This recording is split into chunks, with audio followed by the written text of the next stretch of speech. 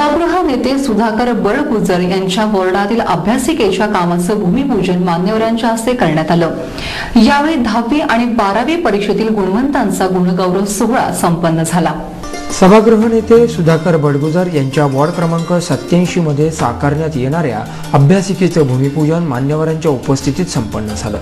सावतानगर पाण्याच्या टाकीजवळ हे वाचनालय साकारण्यात येणार आहे।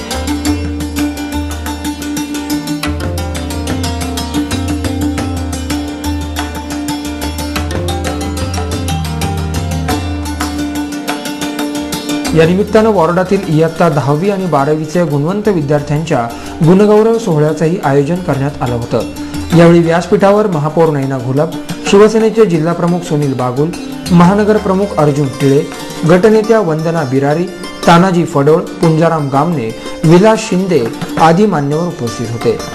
मान्यवरांच्या हस्ते दीप प्रज्वलन करण्यात आलं। बळगुजर यांच्या हस्ते मान्यवरांचा सत्कार करण्यात आला।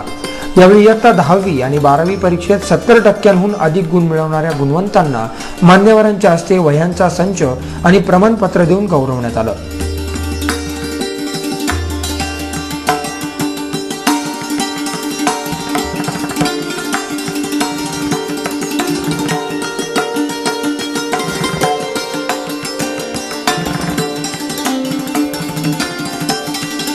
सुधाकर बळगुजर एक दूरदृष्टी असलेला नेता असल्याचं सांगत विकास कामांसोबतच शैक्षणिक क्षेत्रात आपलं योगदान राहावं याकरता अभ्यासिका उपलब्ध करून दिल्याचं जिल्हा प्रमुख सुनील बागुल यांनी सांगितलं। दूरदृष्टीचा नेता ज्याला म्हणतात,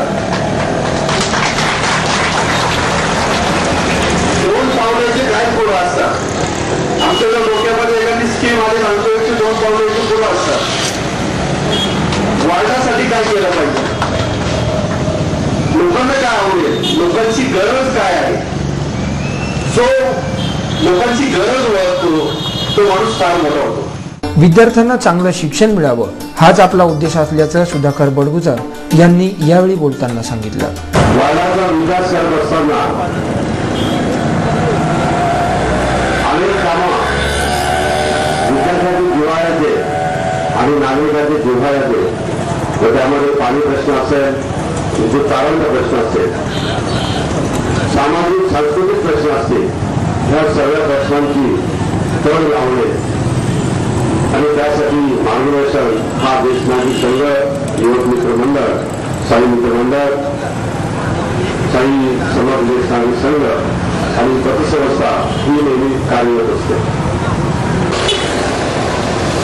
याप्रमाणे आपण अन्न वस्त्र निवारा ज्या माणसाच्या मूलभूत गरजा आहेत, त्याचप्रमाणे शिक्षण हा मानवी जीवनातला प्राणवायू आहे। या कार्यक्रम प्रसंगी वॉर्डातील नागरिक आणि विद्यार्थी मोठ्या संख्येने उपस्थित होते।